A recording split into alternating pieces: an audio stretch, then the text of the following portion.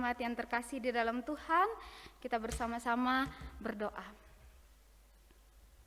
Terima kasih Tuhan untuk jaminan mulia yang Tuhan sudah berikan kepada setiap kami anak-anak-Mu. Kami anak-anak-Mu yang sudah diberikan jaminan yang mulia, hidup yang kekal. Kami tidak mau hidup gampangan di hadapan Tuhan, tapi kami mau terus dibentuk menjadi anak-anak Tuhan yang menyenangkan hati Tuhan. Saat ini biarlah kiranya firman-Mu yang membentuk kami, membuat kami semakin serupa dengan Engkau. Tolong kami di dalam pemberitaan firman Tuhan, di dalam pembacaan dan perenungan kami, mohon Roh-Mu yang kudus yang menolong kami dan memampukan kami untuk mengerti akan kebenaran firman-Mu. Ini doa kami Bapa, kepadamu kami naikkan melalui anak-Mu Yesus Kristus, Tuhan dan Juru Selamat kami yang hidup, kami berdoa. Amin. Jemaat yang terkasih di dalam Tuhan, mari kita bersama-sama kita akan membaca kebenaran firman Tuhan dari 1 Tesalonika pasal yang kedua.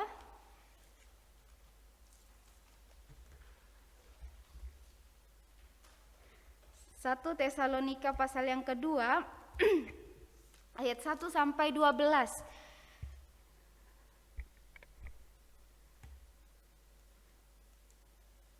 Saya mengajak kita untuk membaca secara bergantian. Saya akan baca ayat yang pertama, jemaat ayat yang kedua, ayat yang genap, dan begitu selanjutnya sampai ayat yang ke-12. Di ayat ke-12 kita baca bersama-sama. Ayat yang pertama. Kamu sendiri pun memang tahu saudara-saudara bahwa kedatangan kami di antara kamu tidaklah sia-sia.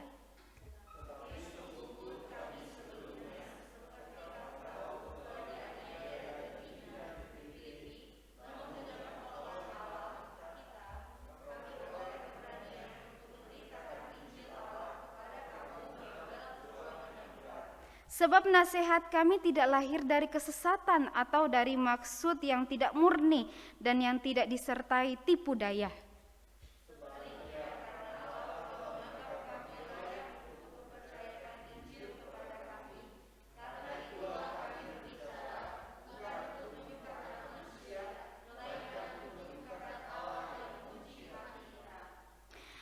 Karena kami tidak pernah bermulut manis, hal itu kamu ketahui, dan tidak pernah mempunyai maksud loba yang tersembunyi. Allah adalah saksi.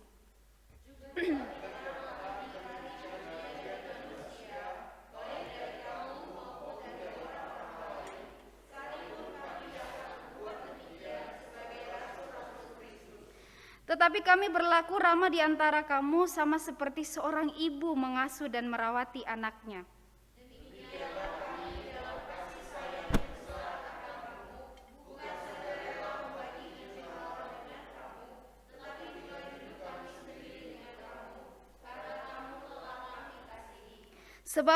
Sebab kamu masih ingat saudara-saudara akan usaha dan jerih lelah kami. Sementara kami bekerja siang malam supaya jangan menjadi beban bagi siapapun juga di antara kamu. Kami memberitakan Injil Allah kepada kamu.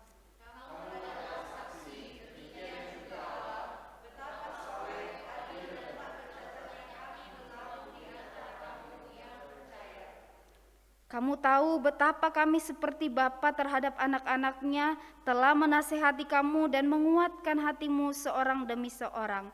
Bersama-sama, dan meminta dengan sangat supaya kamu hidup sesuai dengan kehendak Allah yang memanggil kamu ke dalam kerajaan dan kemuliaannya. Ya, sedemikian jauh kebenaran firman Tuhan. Berbahaya kita yang tidak hanya baca, tapi kita mau renungkan dan lakukan kebenaran firman dalam kehidupan kita. Ya, Bapak Ibu Saudara, bagaimana caranya kita tahu apakah yang kita kerjakan dan kita lakukan itu sudah sesuai dengan kehendak Allah atau tidak? Kita sering mendengar ungkapan hiduplah sesuai dengan kehendak Allah, lakukan sesuai dengan kehendak Allah. Tetapi di dalam menjalaninya kita sering dibingungkan dengan kehendak kita sendiri. Jadi kita bingung membedakan apakah ini kehendak Allah atau kehendak saya sendiri. Bahkan dalam mengerjakan pekerjaan-pekerjaan Tuhan mungkin atau pelayanan, kita perlu terus bertanya kepada Tuhan, apakah ini sudah sesuai dengan kehendak Allah? Lalu Bapak Ibu Saudara, bagaimana caranya kita tahu bahwa hidup yang kita jalani ini atau yang kita lakukan itu sesuai dengan kehendak Allah? Ya, di ayat 12 di bagian terakhir dari bacaan kita, Paulus itu meminta dengan sangat supaya jemaat di Tesalonika hidup sesuai kehendak Allah. Apa maksudnya hidup sesuai dengan kehendak Allah? Hidup yang menghidupi Injil.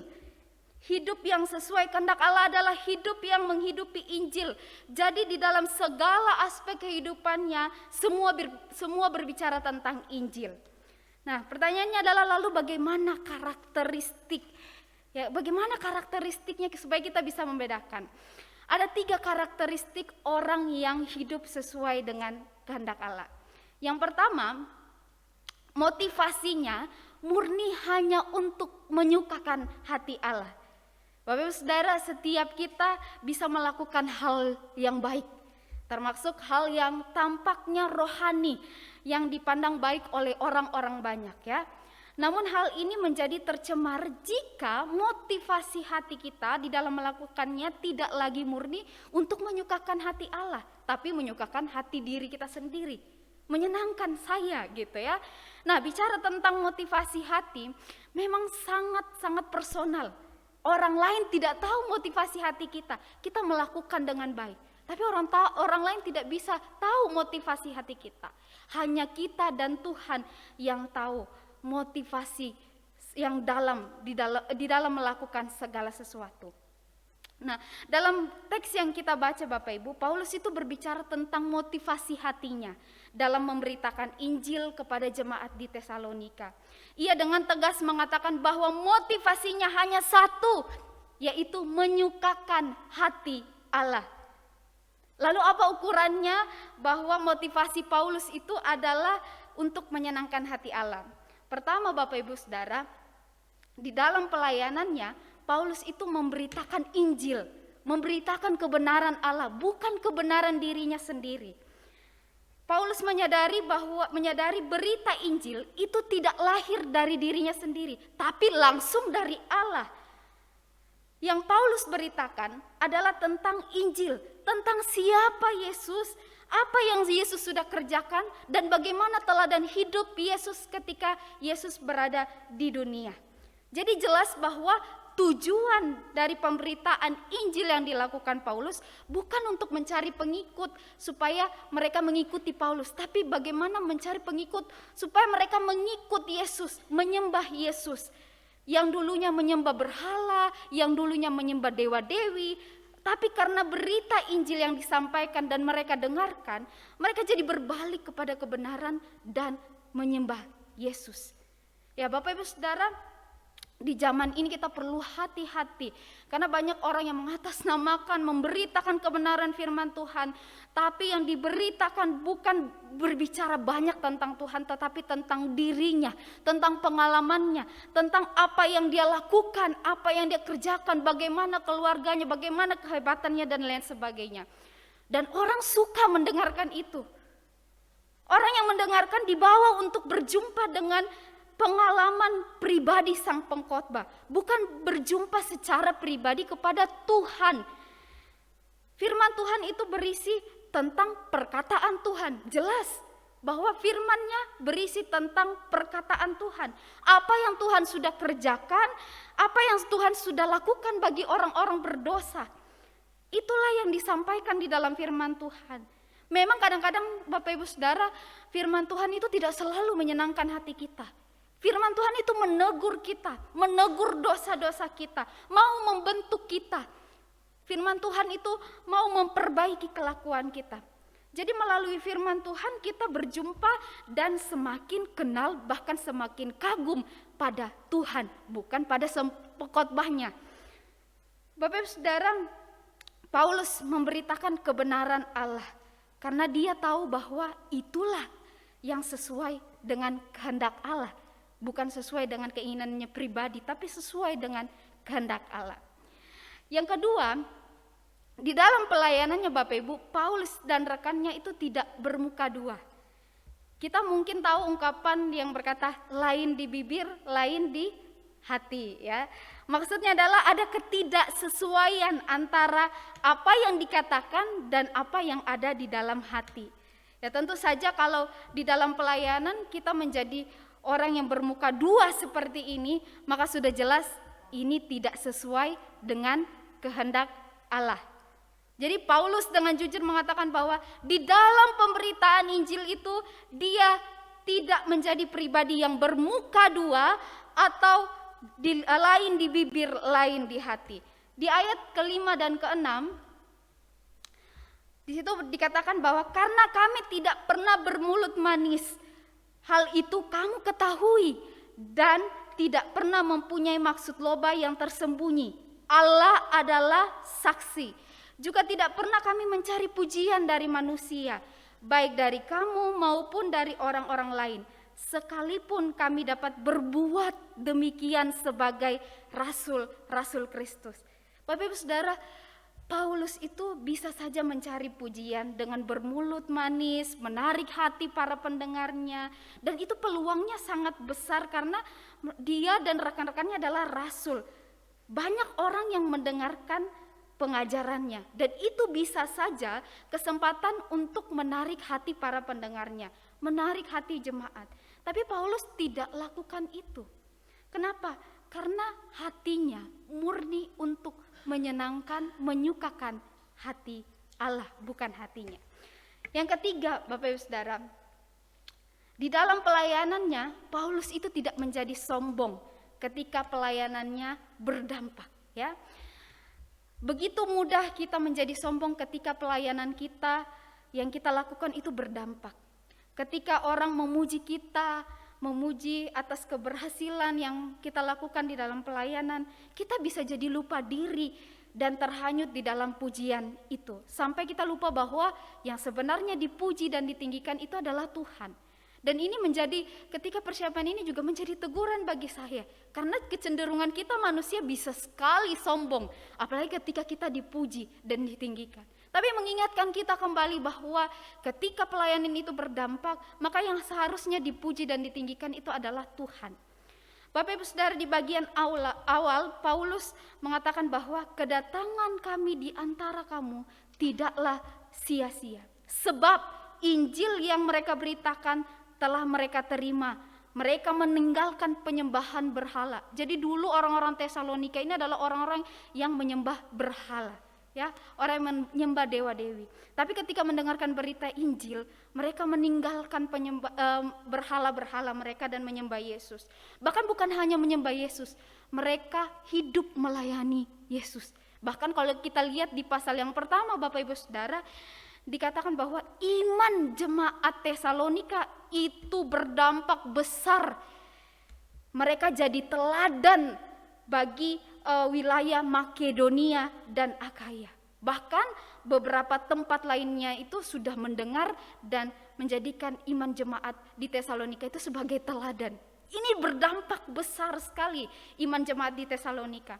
Dan dengan buah dan dampak yang besar seperti ini, maka besar sekali godaan untuk meninggikan diri. Tapi sekali lagi, karena motivasinya untuk menyenangkan hati Allah Bapak Ibu, maka Paulus tidak menyombongkan dirinya. Ia justru berkata bahwa dengan pertolongan Allah kami beroleh keberanian memberitakan Injil. Dengan pertolongan Allah kami beroleh keberanian memberitakan Injil Allah. Artinya dengan pertolongan Allah, Paulus dan rekan-rekannya itu berani beritakan Injil. Karena pertolongan Allah, maka Injil itu berdampak besar bagi banyak orang melalui iman jemaat di Tesalonika. Jadi mereka sangat menyadari bahwa dampak dan buah itu semata-mata hanya karena pertolongan Allah saja.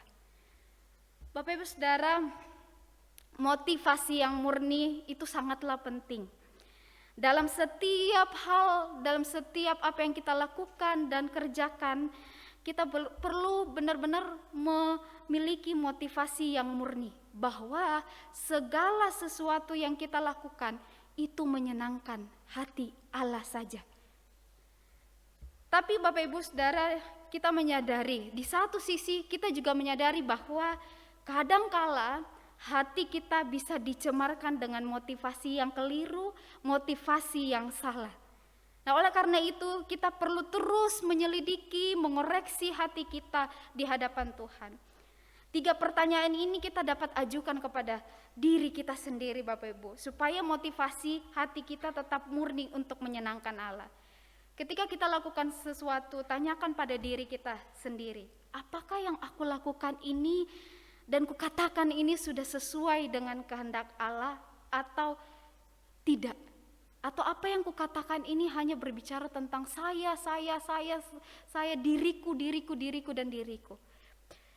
Tanyakan kepada diri kita, apakah ketika kita berkata-kata, apakah itu sudah lahir dari sebuah kejujuran dari dalam hati kita, tanpa ada kepura-puraan. Ketika kita berelasi dengan orang lain, apakah kita menjalin relasi dengan hati yang tulus, kita benar-benar mengatakan sesuatu kepada sesama kita, kepada rekan kita dengan sebuah kejujuran atau tidak. Atau lain di bibir, lain di hati. Mari kita koreksi, tanyakan kepada hati kita, kepada diri kita sendiri, apakah aku menjadi sangat kecewa ketika aku melakukan pelayanan tapi tidak ada yang memuji dan menghargai apa yang aku lakukan. Atau sebaliknya, tanyakan, Tuhan, aku ini mau pelayanan karena apa? Supaya aku dapat pujian atau tidak? Mari kita terus mengoreksi diri kita supaya hati kita benar-benar memiliki hati yang murni di hadapan Tuhan. Motivasi kita satu, menyukakan hati Allah. Bapak Saudara, biarlah kita terus mengoreksi hati kita. Ingat, karakteristik orang yang hidup sesuai dengan kehendak Allah yang pertama adalah motivasinya murni hanya untuk menyukakan, menyenangkan hati Allah. Yang kedua, karakteristik yang kedua adalah kasihnya tulus kepada orang lain. Ya, Paulus itu tidak hanya didasari dengan motivasi yang murni, tapi juga didasari dengan kasih. Motivasi yang murni mendorong seseorang untuk mengasihi dengan tulus. Ya, kasih yang tulus adalah kasih yang dinyatakan dengan terang-terangan, yang tanpa ada kepura-puraan. Paulus itu apa adanya kepada jemaat di Tesalonika. Dia jujur, dia terbuka kepada jemaat Tesalonika tanpa basa-basi. Kita sudah baca ya tadi di dalam bacaan kita, tanpa mulut manis, tanpa mencari pujian. Dan di dalam pelayanannya Bapak Ibu, Paulus justru tidak mau membebani jemaat. Ia justru rela berjerih payah, berjerih lelah, bekerja siang dan malam untuk menafkahi dirinya sendiri karena dia tidak mau membebani jemaat di Tesalonika. Sambil dia bekerja untuk menafkahi dirinya sendiri, dia sambil memberitakan Injil. Dia mau supaya jemaat itu terus dituntun kepada kebenaran Allah. Nah, Paulus tidak mendasari pelayanannya dengan kasih yang bersyarat ya. Paulus melakukan semua itu murni karena pertama dia mengasihi Allah, kemudian dia mengasihi jemaat di Tesalonika. Paulus itu menggambarkan kasihnya yang besar kepada jemaat Tesalonika dengan memakai analogi ibu dan anak. Ya, ibu yang mengasihi anaknya pasti ibu yang akan memberikan yang terbaik bagi anaknya. Ibu akan merawat anaknya, memperhatikan anaknya, makannya diperhatikan, kebutuhannya diperhatikan, semuanya diperhatikan. Dengan kasihnya, ibu itu rela membagikan apa yang ada pada dirinya demi anaknya. Bahkan seringkali Bapak Ibu, ibu itu rela mengabaikan dirinya sendiri agar buah hatinya bahagia. Ya benar ya ibu-ibu? Ya bapak-bapak juga demikian. Tapi Paulus memakai analogi ini Bapak Ibu Saudara ya. Bapak Ibu saya ingat ya, dulu kalau mama saya itu pergi ke sebuah acara, terus di acara itu dapat nasi kotak. Wah, dia tuh gak makan Bapak Ibu. Nasi kotak satu untuk dirinya sendiri gak dimakan, dibawa pulang. dibawa pulang dikasih untuk anaknya. Anaknya di rumah bukan cuma satu, banyak anaknya. Ada kita kalau di rumah kan ada 6 ya. Kalau ada yang pergi keluar kota kuliah, berarti di rumah ya berkurang lah ya. Jadi dibaginya bisa porsinya dikit-dikit gitu. Ketika kami menyantap makanan itu, kami bilang sama mama, kenapa mama tidak makan nasi kotaknya? Terus mama bilang gini, nggak apa-apa, yang penting kalian makan, gitu. Yang penting kalian bisa makan dan nikmati, saya nggak masalah. Waduh, itu perkataan yang saya ingat terus menerus dan waduh luar biasa ya. Dia rela mengabaikan dia bisa saja menikmati makanan itu, enaknya makanan itu, tapi dia tidak mementingkan dirinya, dia bagikan untuk anaknya. Jadi Bapak Ibu Saudara, ini wujud kasih sayang seorang ibu ya. Dia rela membagikan apa yang dia miliki demi untuk anaknya. Dan mungkin ada banyak contoh-contoh lain yang ibu sudah lakukan untuk menyatakan kasihnya kepada anaknya. Bapak Ibu Saudara, kasih yang ditunjukkan Paulus adalah kasih yang tanpa syarat kepada jemaat di Tesalonika. Ia rela memberikan waktunya, ia rela memberikan waktu untuk menasehati, menegur, menuntun jemaat supaya jemaat itu hidup di dalam kebenaran Allah tanpa mendapatkan imbalan apa-apa. Seperti yang kita baca tadi. Nah, Bapak Ibu Saudara, kasih yang tanpa syarat dan yang sempurna itu sudah dinyatakan di dalam Yesus Kristus bagi setiap kita. Dia tidak hanya datang membagikan, berbagi hidup dengan manusia, mengajarkan manusia kepada kebenaran, tetapi ia memberikan seluruh hidupnya untuk manusia yang berdosa. Dan inilah berita Injil. Inilah Injil, berita tentang siapa Yesus, apa yang Yesus ajarkan, apa yang Yesus sudah lakukan dan kerjakan bagi orang-orang berdosa, orang-orang yang tidak layak. Jadi setiap kita yang sudah mengalami kasih Yesus harusnya melandasi kasih kita kepada sesama kita, kepada pasangan kita, kepada rekan kerja kita, orang sekitar kita dengan kasih Yesus yang tulus dan tanpa syarat. Tidak ada syarat untuk mengasihi orang lain karena kita sudah menerima kasih yang tulus dan tanpa syarat dari Yesus Kristus.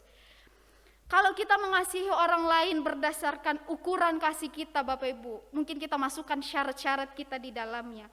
Maka itu sangatlah terbatas kasih kita. Ketika kita disakiti, ketika kita dikhianati, dibohongi, bisa saja kasih kita langsung berubah saat itu juga. Tidak seperti lagi sebelum kita disakiti. Kasih kita berubah dengan cepat. Tapi kalau kasih kita kepada orang lain didasari dengan kesadaran bahwa Tuhan terlebih dahulu telah mengasihi saya dan saya sudah mengalami kasih itu, kasih yang sudah Tuhan nyatakan di atas kayu salib, maka sekalipun kita disakiti, kita dikhianati, kita dibohongi, kasih itu tidak berubah sama sekali. Kasih Kristus dalam diri kita lah, itulah yang memampukan kita untuk mengasihi dan memberikan pengampunan kepada orang lain. Maka biarlah kasih Kristus itulah yang kita nyatakan di dalam relasi kita, kepada orang tua kita, kepada anak kita, kepada rekan kerja kita, kepada siapapun yang di sekitar kita. Kasih Tuhan yang tulus tanpa syarat itulah yang kita nyatakan. Ingatlah karakteristik orang yang hidup sesuai dengan kehendak Allah adalah pertama, motivasinya murni menyukakan hati Allah. Kedua, kasihnya tulus kepada sesamanya. Dan yang ketiga Bapak Ibu yang terakhir adalah imannya tetap teguh sekalipun di dalam tekanan. Bapak Ibu Saudara, di dalam perjalanan hidup kita mengikut kehendak Allah, kita tidak lepas dari berbagai persoalan dan tekanan hidup. Pergumulan sakit penyakit, pergumulan keluarga, pergumulan relasi dengan rekan kerja kita dan lain sebagainya, kadang-kala menghampiri hidup kita dan itu menjadi tekanan hidup kita. Tidak berbicara kepada suami kita, pasangan kita, teman kita, itu menjadi pergumulan kita, bukan? Itu pergumulan kita. Jadi banyak hal yang menjadi pergumulan hidup kita, pergumulan ekonomi dan lain sebagainya. Bapak Ibu Saudara, semua hal ini bisa saja membuat kita menyerah dan tidak lagi peduli dengan kehendak Allah. Bahkan tidak jarang ada orang-orang yang meninggalkan imannya karena merasa, udah Tuhan, saya tidak sanggup, begitu berat tekanan hidup yang saya alami. Sudah Tuhan, saya tidak sanggup. Kenapa orang-orang tidak bisa jadi teladan dan tidak bisa menjadi contoh? Sudah Tuhan, saya tidak sanggup dengan tekanan hidup yang begitu berat, dengan pergumulan ekonomi yang semakin menurun di dalam keluarga. Orang kalau imannya tidak kuat, dia bisa saja meninggalkan imannya. Kalau tidak sanggup, dia bisa meninggalkan imannya karena tekanan yang dialami. Bapak Saudara, memang kita sadar betul bahwa dengan kekuatan manusia kita tidak akan pernah sanggup berdiri kokoh di tengah badai kehidupan yang kita alami. Hanya orang-orang yang punya pengharapanlah yang dapat bertahan di tengah badai kehidupan ini.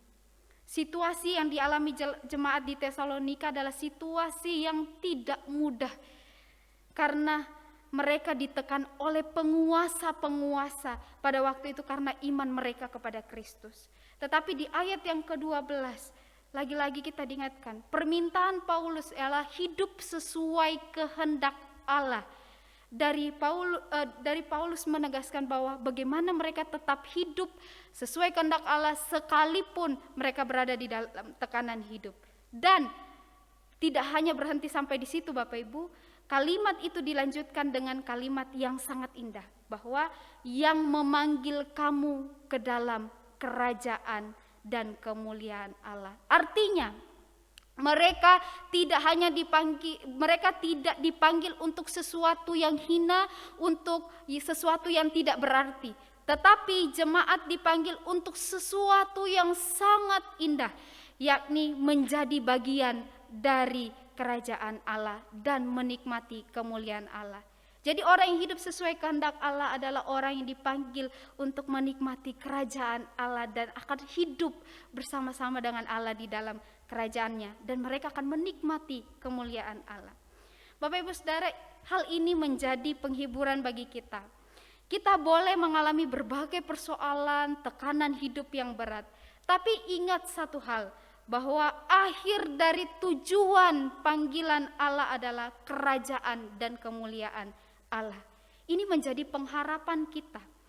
Oleh karena itu Bapak Ibu Saudara, di tengah badai, di tengah persoalan hidup yang kita alami, jangan pernah menyerah, tapi tetaplah bertahan di dalam iman kita. Tetaplah hidup sesuai kehendak Allah sekalipun realitanya tidaklah mudah. Tapi ingat kepada pengharapan kita tadi, bahwa kita adalah warga kerajaan Allah, kita dipanggil untuk hidup sesuai kehendak Allah, kita akan menikmati kerajaan Allah dan kemuliaan Allah.